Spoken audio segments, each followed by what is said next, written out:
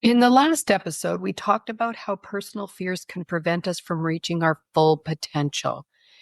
This week marks the beginning of 16 days of activism for the elimination of violence towards women and children. So, we're going to talk about that other thing that keeps us small and often in survival mode, especially if it's not fully understood and dealt with, and that is trauma. I'm going to be talking about trauma in a more broad sense, some of the ways that it can manifest within us, and share tools that can make it easier to cope. Please take breaks as you need to, reach out to a loved one if you need support, and remember that you're not alone. There's a whole community of women here who are rooting for you to heal and to thrive.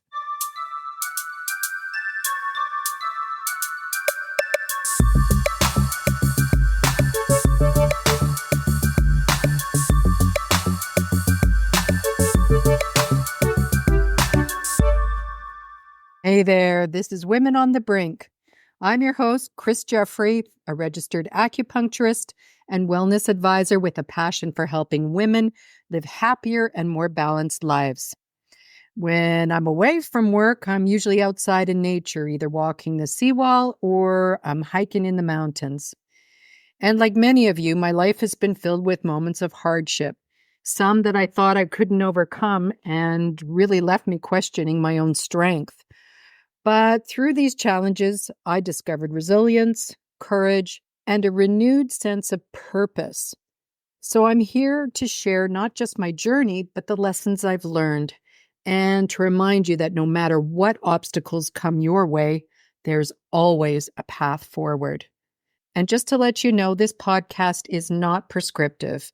It's an offering. So please take what resonates with you and leave the rest. Hello, and welcome back to another episode of Women on the Brink. We're talking today about trauma, so I suggest running a bath, making a pot of tea, or giving yourself a safe place to take this episode in, however feels right for you. When you're ready, let's dive in. To discuss trauma, we first need to unpack what trauma is. So trauma is a psychological and emotional response to situations that are very distressing or disturbing. We perceive them as threatening to our physical or our emotional well-being, and this makes it very difficult for us to cope. And it can have long-lasting effects that resurface unexpectedly, often in the form of triggers that bring back intense emotional and physical reactions. And these triggers are often tied to sensory experiences like something we see or hear, smell, or even feelings that remind us of the original traumatic event. Trauma can result from many different experiences, including different forms of violence, natural disasters, accidents or injuries, war, loss of a loved one, either through death or separation, and even abandonment or neglect, especially if it happened during childhood. Now, trauma responses in women can vary widely, and it really depends on the nature of the trauma, on our individual differences and previous experiences, and the level of support that's available out there to us. So I want to touch on a few common emotional reactions that we women experience as a result of trauma, because it will help us become aware of why we might be feeling an emotion in a certain situation. And this can help us build coping skills so we can navigate future challenges more effectively and even, break a negative trauma cycle. So one emotion is fear, which we discussed in last week's episode in quite a bit of detail. When we're in a fearful state as a result of trauma, we can become hypervigilant. You're always scanning your environment for potential threats. And the problem with this emotional reaction is that it's extremely exhausting because it brings on anxiety. And remember, anxiety is that anticipatory feeling, a fear that something is going to happen, even though there may not be an immediate threat. Another emotional response to trauma is anger. If there's been any kind of betrayal, injustice, or victimization, anger will be, of course, directed towards the perpetrator. But you know what? we women will often direct it back onto ourselves, right? Has that ever happened to you? Or even towards others who don't seem to be understanding or validating of the trauma we experienced. And as we all know, because of gender stereotypes and social conditioning, it has not been okay for women to express this anger. It's been called unfeminine because women are supposed to be kind and communal. We've been taught that it's more important to be liked. Remember the people pleaser, the helper, and the perfectionist personalities? And our fears of not measuring up to what we think people want us to be? So over time, this anger is suppressed. It leads to depression, chronic health problems, and low self-esteem, all symptoms of stress. So please, going forward, know that it's very okay to feel anger, especially around trauma. Don't push it away or ignore it or normalize it, but do find a healthy outlet for it. So whether that's exercising, going to therapy, meditating, or you know what? Get into one of those anger rooms and go and smash some stuff. We're going to expand on anger in a future episode, and I'm actually going to go and visit one of those anger rooms with you, Brinking listeners. Did you know those rooms were actually designed by a woman? No surprise, really. Anyway, the best way to diffuse anger is to acknowledge it, pause and assimilate the reason behind it. And if a response is needed, take some time to ensure you aren't just reacting to the situation. I know that my trauma of not being seen, heard, and validated as a child and as a woman has brought up a lot of anger in my relationships. I'm still working on ways to manage this anger, and one of them has been to put healthy boundaries in place. So now, when I don't feel seen after making several attempts to help the person hear me or validate me, I just step away. I'm not going to waste my feelings or my energy on something that I know I can't change. And then what about sadness or grief, which we usually feel as a result of loss or violations of trust? It's good to feel the grief, but I really believe we need to lean into the support of family, friends, community to deal with this. Sadness and grief are very hard emotions to deal with on our own when we're mourning the loss of a sense of safety, innocence, or control over our lives. I've had the privilege of sitting in on talks around trauma with Indigenous people and conferences on women and abuse, and I always feel so much emotion well up in me. Fortunately, there's usually an elder I can talk to or a person with medicine such as smudge or cedar brushing to help me deal with my emotions. And then there's shame and guilt, and these are big ones. And often women will blame themselves for the traumatic event or even feel ashamed of their reactions to it. In fact, the very systems that are supposed to help women will often turn on them, especially if you're a Black woman, an Indigenous woman, or a woman of color. So often, BIPOC women, Black, Indigenous, people of color, won't call the police for help. So as a result, it's not uncommon for women to struggle with feelings of worthlessness, self-blame, or a sense of being tainted or damaged as a result of the trauma. And then there's depression and hopelessness. And again, these are very common feelings. When women struggle to cope with the aftermath of a traumatic event, we could experience persistent sadness, despair, and a loss of interest in the activities we used to enjoy. I think we all go through periods where we experience degrees of depression or hopelessness, but it becomes problematic if it becomes normalized, like if it starts to become who we are. So building a strong support system and practicing lots of self-care is really necessary, even though I know it often feels really counterintuitive when we're suffering. And another thing that might feel counterintuitive to do when you're experiencing depression, believe it or not, is volunteer work. But what I've discovered is that volunteering is actually quite a selfish act. We gain way more from the experience than we're giving because volunteering makes you feel good about yourself. And people are so appreciative of what you're doing for them. Thank you so much. ありがとう。Muchas gracias. Thanks, I really appreciate it. Volunteering has always taken me outside of myself, even just for brief periods of time. And you know what else happens when I'm helping people? I often see that other people are going through so much stuff themselves, maybe even more than what I'm dealing with. And so it will often bring out the gratitude for what I do have instead of what I don't. And this can be a wonderful silver lining here. So I want to point out that all of these emotions that we've looked at, the anger, the grief, depression, shame, fear, they're what are referred to as lower energetic frequencies. And again, it's really normal to hover here from time to time, but we don't want to be in these states for long periods. So turning to energy healers like acupuncturists or trauma counselors can really help to alleviate some of these blockages. And, depending on your belief system, you may find developing a spiritual practice can also build that inner strength and restore hope.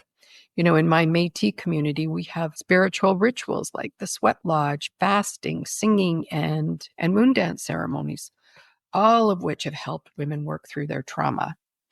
So creating personal rituals that provide meaning for you or joining healing circles for support and comfort are, in my opinion, critical to overcoming the trauma. We'll be right back after this short break. Join us on our website for articles from our podcasts at www.womenonthebrink.net. There you'll find extra tools that can be used to raise self-awareness and build resilience. We want to make this experience as interactive as possible for you Brinkers. So join the forums, introduce yourself, and share your stories.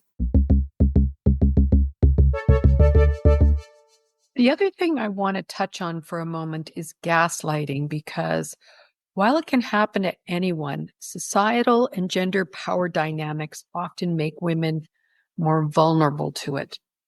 Gaslighting is a form of manipulation where the person who's doing the gaslighting tries to make the victim doubt their own perceptions or their memories and even their sanity around an event. And they do this by denying or not acknowledging that something happened or was said, and sometimes consistently challenging a person's perceptions or even distracting them from the truth by shifting blame. And the reason I bring gaslighting up here is because gaslighting can be a form of trauma in itself. So I'll give you an example of gaslighting where the perpetrator is minimizing the woman's feelings. So the woman says, "I felt really hurt by what you said in front of our friends." And the gaslighter says, "You're overreacting. It was just a joke. You need to lighten up." Here's another one where the parent or sibling is rewriting something that happened in the past. So the woman says, "You used to criticize me about that when I was younger."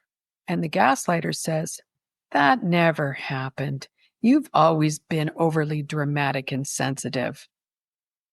So you can see how gaslighting creates a lot of self-doubt and confusion. And if it persists over time, it can become toxic, traumatic, and lead to chronic stress.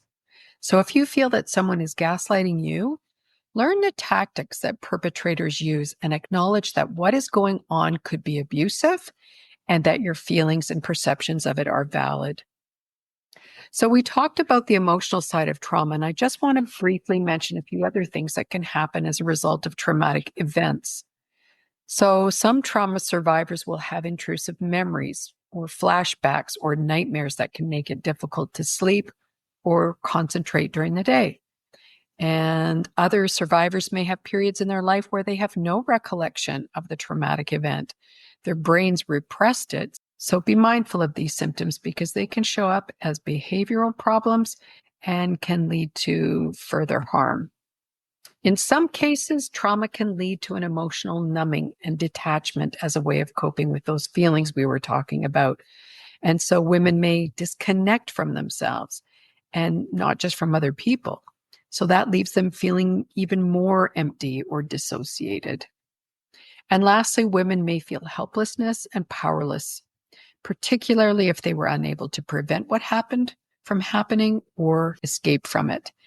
And this will affect their self-esteem and possibly make them more wary of becoming vulnerable and forming close relationships because they don't want to be hurt again. So it's important to recognize that these responses, they're really normal reactions to what I want to call abnormal situations. But I have to say that because each and every one of us will have some form or varying degree of trauma in our lives, trauma really seems to be a normal part of the human condition. So we've discussed a few tactics already for dealing with trauma, but I want to reiterate that healing is a gradual process and it should be treated holistically, which means incorporating physical, emotional, spiritual, and communal ways of healing. And it's important that these healing methods are rooted in your beliefs and core values. Maybe some come from your family and ancestral roots, as mine have with sweat lodges and talks with elders and ceremony. So today I'm going to give you 3 strategies to guide you in dealing with trauma. And the first one is definitely seek support. Connect with supportive people, whether it's family, friends, health professionals who provide understanding, compassion, and encouragement. I want to emphasize that this is the support you're getting, and it's not from people who are necessarily trying to fix you or gaslight you, but instead are seeing, hearing, and validating you. There's a big difference. So seek out elders or experienced people who can share knowledge and life lessons that can help you build resilience. I didn't have a lot of family support when my kids were young, so I outsourced coaches and counselors who were like aunties to my daughters. I knew I couldn't be all things to my kids, and what if I'm part of their current problem?